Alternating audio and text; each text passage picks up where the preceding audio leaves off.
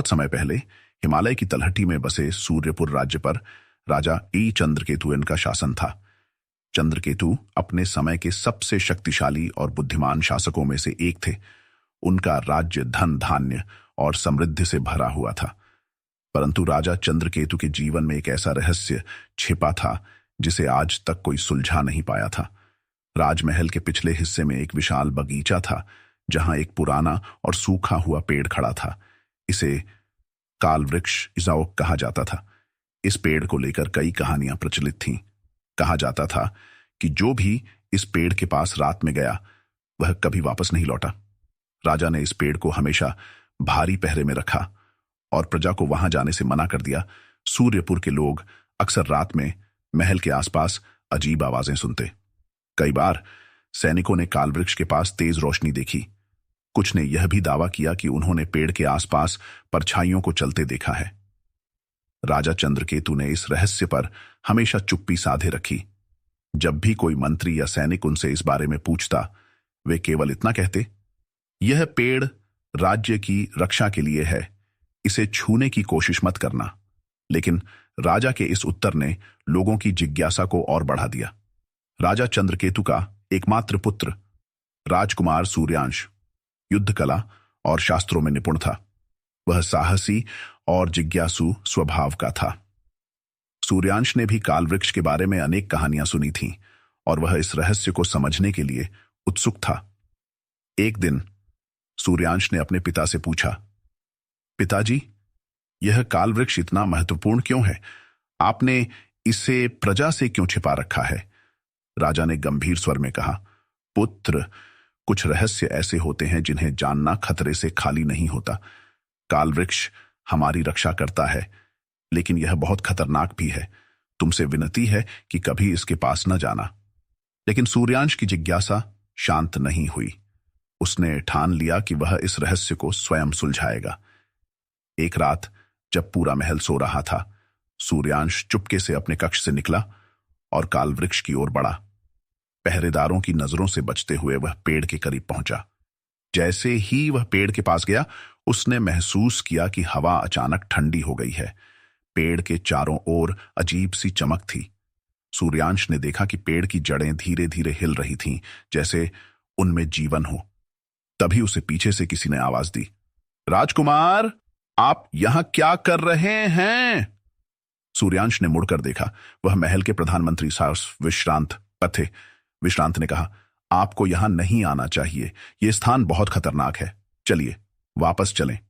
सूर्यांश को लौटना पड़ा, लेकिन उसके मन में और भी सवाल उठ गए। अगले दिन सूर्यांश ने महल के पुस्तकालय में पुराने ग्रंथों और पांडुलिपियों की खोज शुरू की। उसे एक प्राचीन पुस्तक मिली जिसमें काल वृक्ष का उल्लेख था। पुस्तक में लिखा था, यह वृक्ष देवताओं और असुरों के बीच हुए एक युद्ध का परिणाम है। इस वृक्ष की जड़ें समय और स्थान के पार जाती हैं। जो भी इसकी शक्ति को समझने की कोशिश करेगा, उसे इसका श्राप झेलना पड़ेगा। सूर्यांश ने महसूस किया कि यह वृक्ष केवल एक साधारण पेड़ नहीं है। इसमें कुछ अद्भुत और रहस्यमय शक्ति छिपी हुई है। महल में केवल सूर्यांश ही नहीं, बल्कि एक और व्यक्ति काल वृक्ष के रहस्य को जानने के लिए उत्सुक था।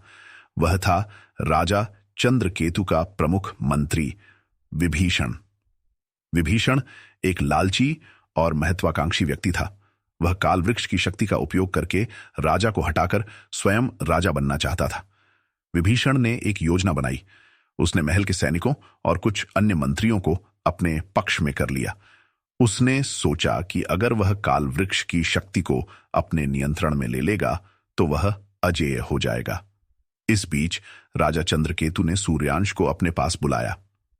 राजा ने महसूस किया कि सूर्यांश काल वृक्ष के रहस्य को जानने के लिए बेचैन है। उन्होंने कहा, पुत्र, अब समय आ गया है कि मैं तुम्हें सच्चाई बताऊं। राजा ने खुलासा किया कि काल वृक्ष दरअसल एक द्वार है जो दो दुनियाओं को जोड़ता है, एक यह संसार और दूसरा परलोक। यह द्वार असुरों के राजा ठीक कालसूरी टामन द्वारा बनाया गया था, जो इस संसार को नष्ट करना चाहता था। उन्होंने आगे बताया, मुझे इस द्वार को बंद रखने की जिम्मेदारी सौंपी गई थी। हर पूर्णिमा की रात इस द्वार को बंद करने के लिए मुझे अपनी ऊर्जा को इसमें डालना पड़ता है। यही कारण है कि मैं हर रात यहां आता हूं। लेकिन यदि कोई इस द्वार को अनजाने में खोल देगा तो विनाश अवश्यंभावी होगा। सूर्यांश ने यह सुनकर आश्चर्य और भय दोनों का अनुभव किया। उसी रात विभीषण ने अपनी सेना के साथ काल वृक्ष पर कब्जा करने की योजना बनाई। उसने सोचा कि यदि वह इस द्वार को खोल देगा तो असुरों की शक्ति उसके नियंत्रण में आ जाएगी।